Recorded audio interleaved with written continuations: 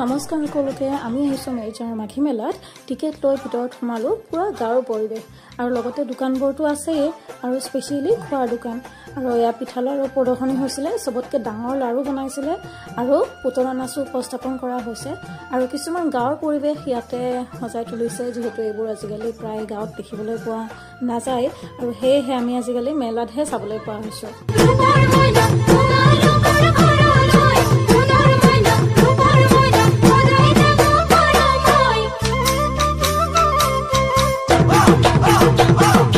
মাঘৰ বিহু আহিল মইনা মাঘৰ বিহু আহিল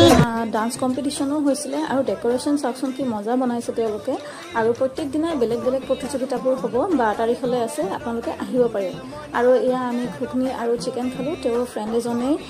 ষ্টলখন দিছিলে আৰু এনেকৈ জুই লৈ আমি ঘৰলৈ আগবাঢ়িলো বাই বাই